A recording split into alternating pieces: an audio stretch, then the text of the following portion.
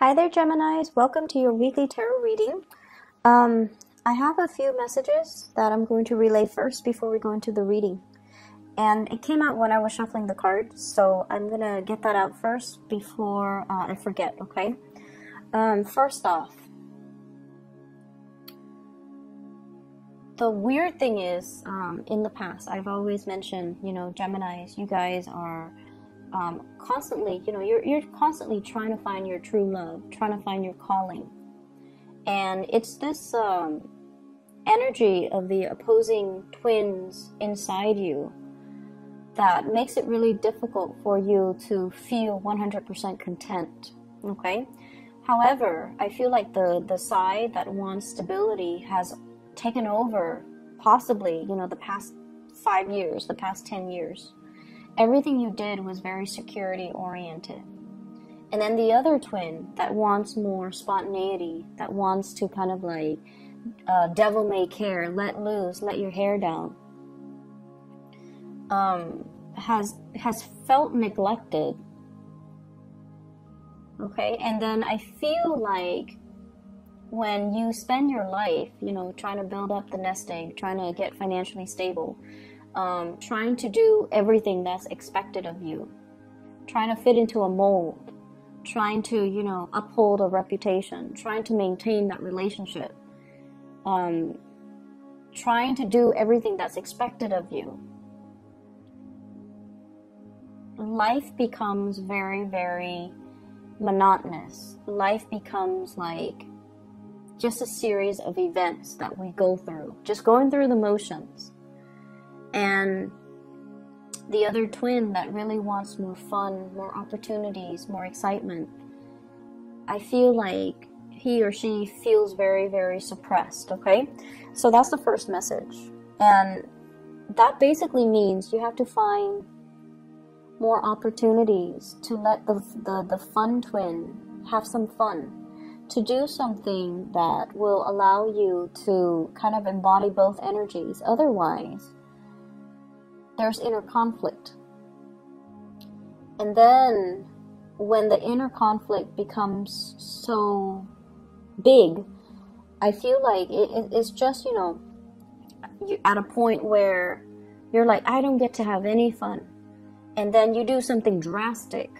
You drop all your responsibilities and just, head for the hills. And so aim for moderation is what I'm saying, I guess, in a very long-winded way. Aim for moderation, okay?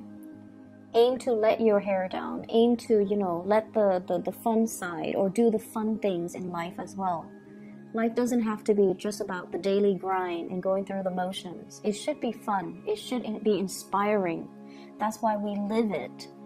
It should stir your passion and try to moderate, okay?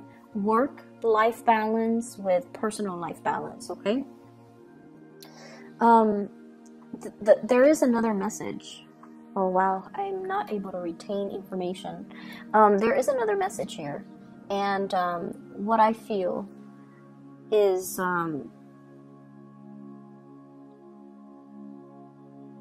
it deals with communication. And I feel like, it's coming back out.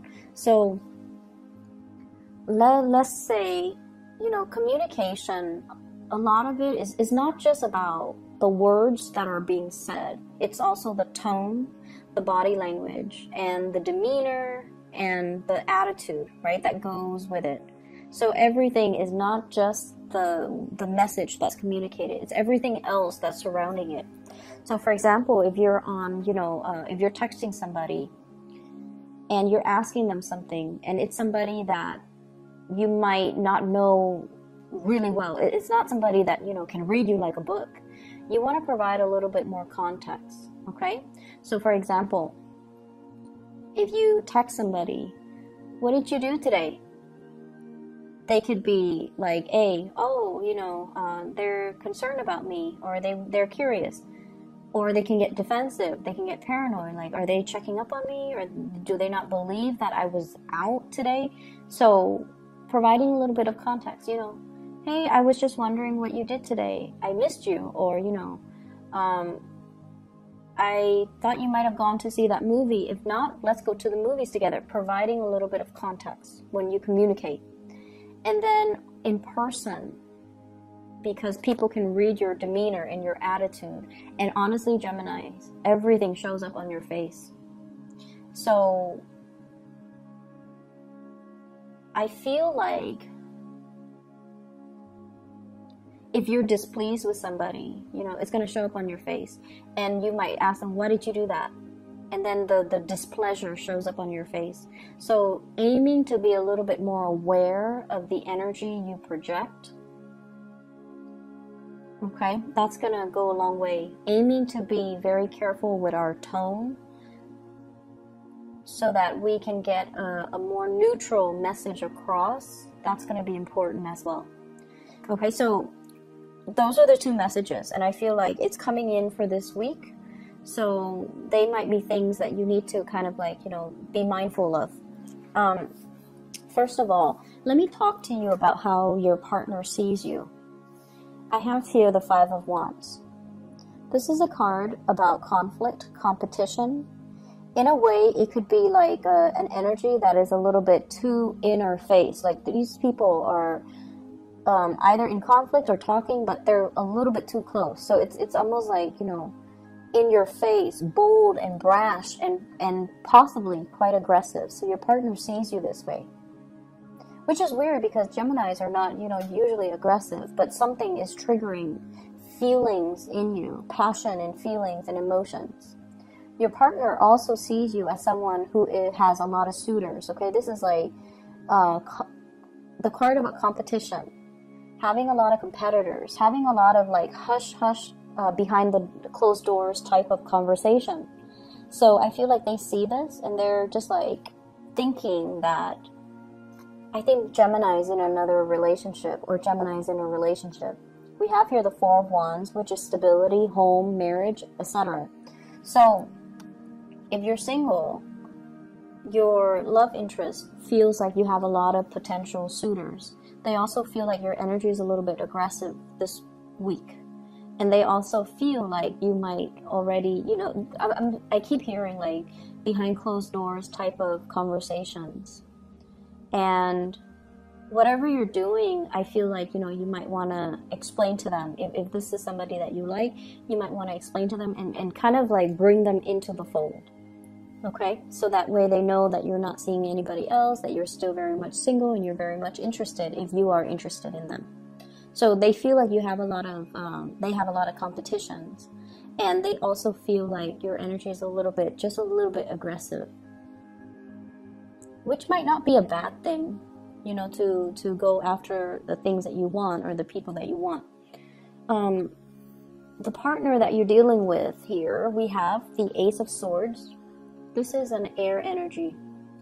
So it doesn't seem like it's a person, but the energy that they come across is air sign oriented, okay? Aquarius, Gemini, and Libra. They're very, very communicative. But there is a very delicate balance between them. So in the way that they communicate, not between them. There's a very delicate balance. So if you see that moon, it's like balancing on the tip of that sword. The person that you're dealing with, they're starting to communicate on a more heart and soul level.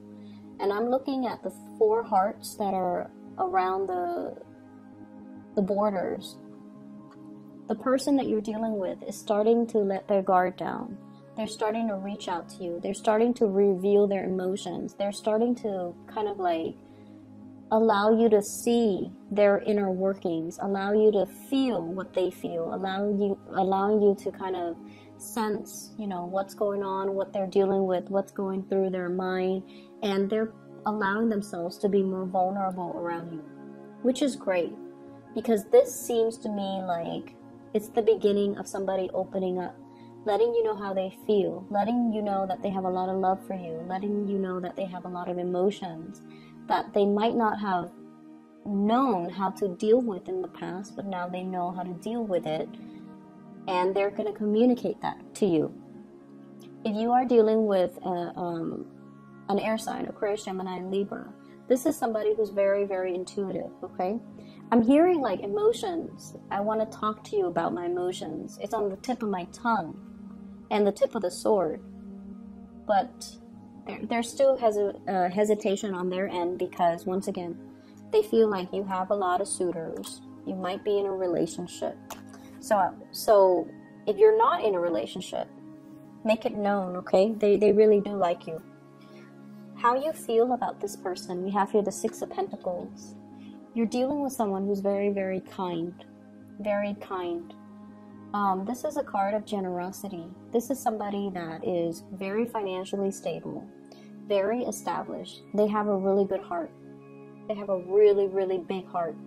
They care about the homeless. They care about children. They care about sick animals. They care about, you know, the state of the world. You know, they care about pollution. They care about plastic affecting, you know, the marine life. They care about everybody and everything. And I feel like, you know, they have a really, really good soul and a really good, generous heart. And they're not, like, the Pentacles suit indicate, you know, practical application. So not only do they sit there and sob and talk about, you know, all the sea turtles that are injured, they get out there and get their hands dirty and they do things to alleviate these social problems. So you're dealing with someone who's just, you know, not all talk, but they walk the walk. So you have somebody that you really admire, I feel. You like their generosity. They're almost like too good to be true. And I feel like they don't just talk about things. They walk the walk and they get out there and they get their hands dirty and they get things done. And so this is a really good person here. So what's going to happen between the two of you? You're going to rush towards this person. Okay, this Chariot card is about moving straight ahead. It's about narrowing your options. We go from a Five of Wands, competitors, competition, to the Four of Wands, where you finally decide, like, this is who I'm going for. This is who I want to be with. This is who I want to build a life with. Never mind all of these other options. And I feel like you're going to be charging full speed ahead towards this person. They're really, really, they're just amazing. They're in a very amazing soul. And I feel like they really stir some deep, caring feelings towards you or within you. You know how when you meet someone who's really kind, who's just like genuinely very, very, like, just a good person and very kind, it makes you, like, that generosity is very contagious. It makes you want to do things to help them. It makes you want to do things to take care of them. It makes you want to, you know, just like hold them in your arms and just cradle them. So I feel like this is the person that triggers these strange feelings that might not have been there, because all the people you've dealt with in your past, they were self-serving. This is a person who's very generous, and the generosity is very contagious. So I see you rushing forward, moving towards this person, which is great because there's definitely communication and breakthroughs, and they're waiting for you. They're waiting for you. In other areas of your life, what I have here is I have a relationship. Some of you might be in a marriage situation and you're thinking about jumping ship, okay? Scanning the horizon, scoping out to see new territories. What else is out there? Because something has proven to be a very, very big burden. Okay, this relationship is very heavy, is burdensome here with the Ten of Wands. I've been hanging on to it because of what that's what's expected of me. Because of the security, because of the children, because I don't want to divide up my assets. I don't want to lose money. I don't want to rock the boat. But something in your life has proven to be a little bit burdensome. For some of you, this is work where more and more and more responsibilities are dumped upon you. And we have here the Four of Coins. You stay in it because of the financial stability. you stay in it. So once again, that other side of the twin, the one that roughs it out, the one that sticks around, the one that is very dependable. You do it because it's expected of you. You do it because, you know, it's a gradual process, right? Like, we get promoted and then we get more responsibilities. Then we get promoted and then we get responsibilities. So it gets to the point where you're starting to see it for what it is. And you're like, wait a minute. The responsibilities keep mounting. So yes, I'm getting paid more, but the responsibilities keep mounting. Is that, where is my quality of life? You know, is this the smart thing for me to keep doing? Keep getting promoted, but then keep losing out my free time? So I feel like you're reassessing some things. And I feel like it's in a work situation as well, where you're scanning the horizon. Somebody might be telling you, you know, about job opportunities. We have here the Ace of Swords, communication, about new opportunities that are available for you. So they're scanning the horizon. You're scanning the horizon. And this is internet-based type of research, okay, with the Hermit card. Looking around, looking for opportunities. And we have here the Tower. So this is sort of like realizing the truth, looking at a situation and trying to figure out, you know, I need to leave where I'm at because it's not entirely making me happy. It's not stable anymore. I feel like there are a lot of things coming into the picture for this week.